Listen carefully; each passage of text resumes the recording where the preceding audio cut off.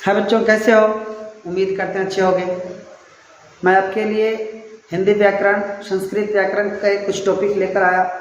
आपने मुझे बहुत प्यार दिया और अब आपके बेस क्लास 10th के हिंदी कविता, क्लास 10th के हिंदी का एक कविता लेकर आया हूँ हमारे लिए, जिसके कवि हैं वीरेंद्र डंगवाल। तो आइए पढ़ते हैं कविता और इसके अर्थ को जानते। तो आते हैं, पहले जानेंगे ये वीरेंद्र डंगवाल जी जो हैं, इनकी जीवनी को जानेंगे। हमारी हिंदी कविता के कवि जो वीरेंद्र डंगवाल हैं, इनकी जीवनी को पहले जानते हैं, है ना।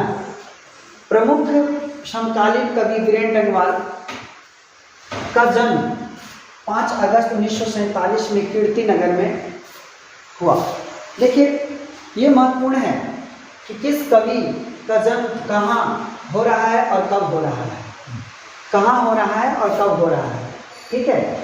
तो ये वीरेंद्र डंगवाल जी जो हैं, उनके जन्म जो है, प्रमुख समकालीन कवि वीरेंद्र डंगवाल का जन्म 5 अगस्त 1947, कब जन्म हो रहा है? 5 अगस्त 1947, ये याद रखिएगा, में कीर्तिनगर टिहरी गढ़वाल उत्तरांचल में हुआ। और कहाँ हुआ? उत्तरांचल में।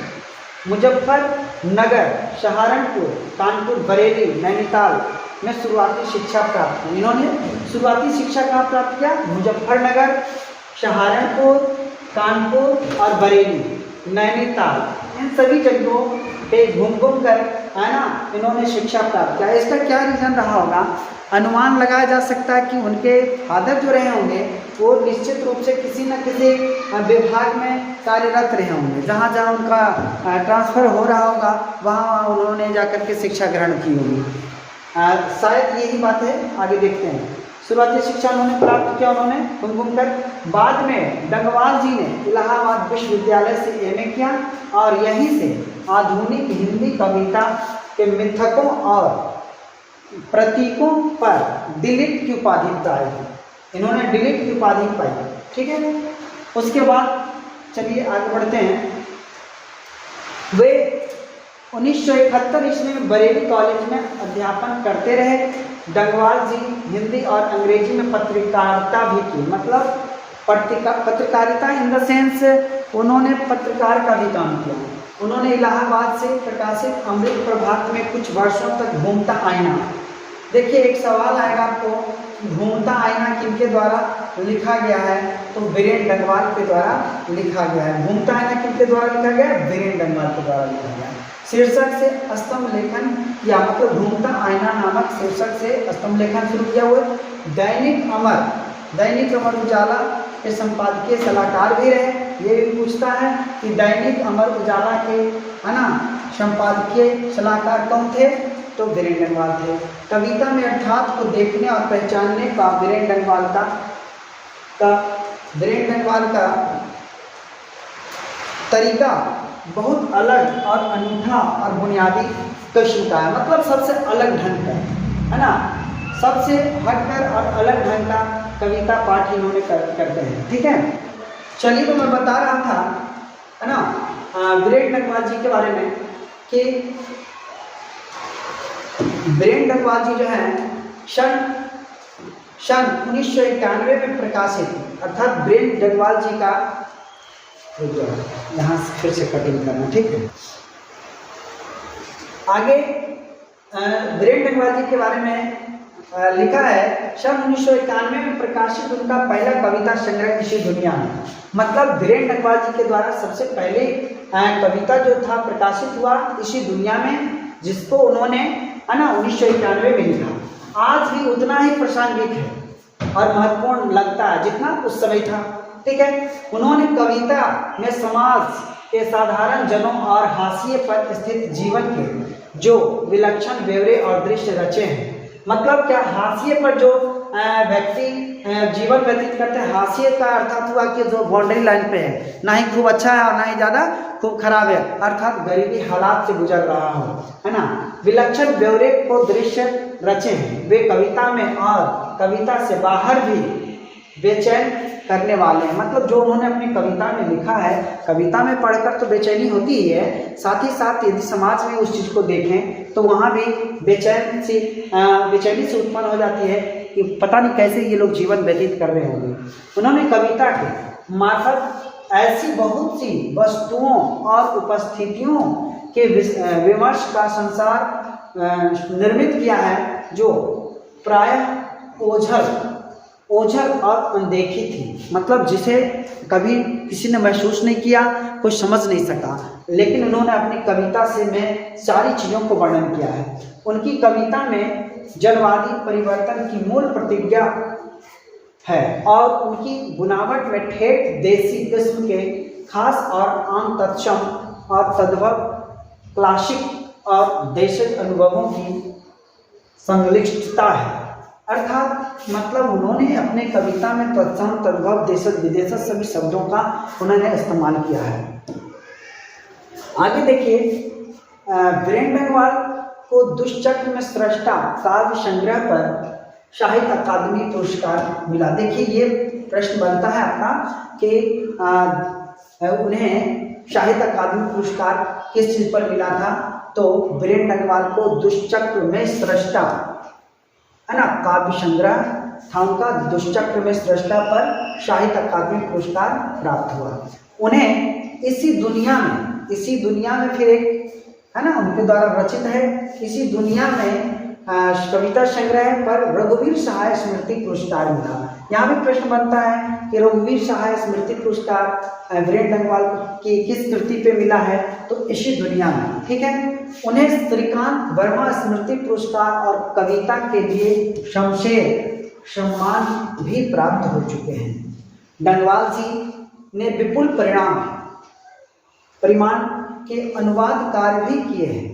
तुर्की के महाकवि नाजिम हिकमत की कविताओं के अनुवाद उन्होंने पहले पुस्तिका के रूप में किया। मतलब ये जो महाकवि नाजिम हिकमत जी हैं, उनकी कविताओं को पहले पुस्तिका में अनुवाद के रूप में किया, है ना, और उसके बाद कविता के रूप में दिया उन्होंने विश्व कविता से, है ना, पाब्लो नेरुदा, बर्तोल्ट ब्रेख्ट, बास्को, Pope, Miroslav Holub, Tadeusz Rozewicz आदि की कविताओं के अलावा कुछ आदिवासी लोक कविताओं के भी अनुवाद किए। ये जितने भी दिख रहे हैं ना, सब कवि हैं, अलग अलग भाषाओं के कवि हैं, अलग अलग देशों की कवि हैं। उनकी कविताओं को इन्होंने हिंदी में अनुवाद किया और आदिवासी कविता को भी हिंदी में अनुवाद किया। समसामयिक कवि वीरेंद्र बेंगवाल की कविताओं के संकलन दुष्चक्र में स्रष्टा से उनकी कविता हमारी नींद यहाँ प्रस्तुत है। देखिए एक प्रश्न बनता है कि हमारी नींद कविता कहाँ से लिया गया है, कहाँ से उद्धत है, कहाँ से संकलित है, तो वीरेंद्र बेंगवाल की कविता संग्रह दुष्चक्र में स्रष्टा जो है उसी से हमारी नींद कविता ली गई है, जो आपके पाठ्य पुस्तक में प्रस्तुत है, जिसे हम लोग पढ़ रहे हैं। सुविधा भोगी आराम पसंद जीवन अथवा हमारी बेपरवाहियों के बाहर विपरीत परिस्थितियों से लगातार लड़ते हुए बढ़ते जाने वाले जीवन का चित्रण करती है यह कविता। ये कविता जो लापरवाहियों के बाद भी हमारा जीवन आगे बढ़ रहा है ना, उसके विषय में इन्होंने कविता में वर्णन किया है। जब हम सोए रहते हैं तो हमारी मुद्रा कुछ इस ढंग की होती है और हमारे सोए रहने पर ही बहुत सारी चीज़ें परिवर्तित हो जाती हैं, है ना। ये कविता में वीरेंद्र बेंगवाल जी इसी बातों का चर्चा किए हैं। चलिए ये देखते हैं आगे। चलिए कविता शुरू हो रहा है, ध्यान से समझिएगा चीज़ों को, है ना। मेरी नींद के दौरान कुछ इंच बढ़ गए पेड़, कवि कह रहे हैं कि मेरी नींद के दौरान कुछ इंच बढ़ गए पेड़, कुछ सूत पौधे, कुछ इंच बढ़ गए पेड़ और कुछ सूत पौधे, सूत मतलब बहुत कम, लेश मात्र, ठीक है ना। अंकुर ने अपने नाम मात्र कोमल सींगों से ढकेलना शुरू की बीज की फूली हुई छत भीतर से। जो बीज का आवरण होता है ना, बीजावरण, उसको जब अंकुरण धरता है अर्थात अंकुरण होने लगता है तो उसके कोमल सींग उसे अंदर से ढकेलना शुरू करता है। उसी को कवि ने अपने शब्दों में वर्णन करते हुए कहते हैं, है ना, कि अपने नाम मात्र कोमल सिंगों से, जो कोमल सिंग है जिसमें कोई मतलब शक्ति नहीं है, पावर नहीं है, उसे थोड़ा सा छूने से भी टूट जाता है, वो भी ढकेलना शुरू की बीज की फूली हुई छत भीतर से। जो बीजावरण होता है, बीज का आवरण बाहरी परत होता है, उसे कवि कह रहे हैं छत, बीज के छत को। ठीक है, आगे लिखते हैं, एक मक्खी का जीवन क्रम पूरा हुआ, कोई शिशु पैदा हुए और उनमें से कई तो मारे भी गए दंगे अगजनी और बमबारी में।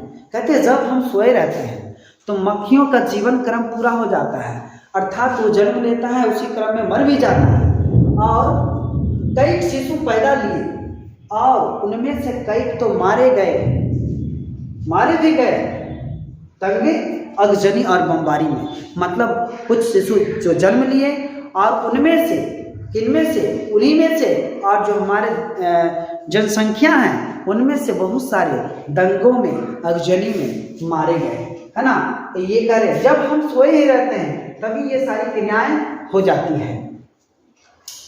आगे लिखते हैं, गरीब बस्तियों में भी धमाके से हुआ देवी जागरण लाउड स्पीकर पर।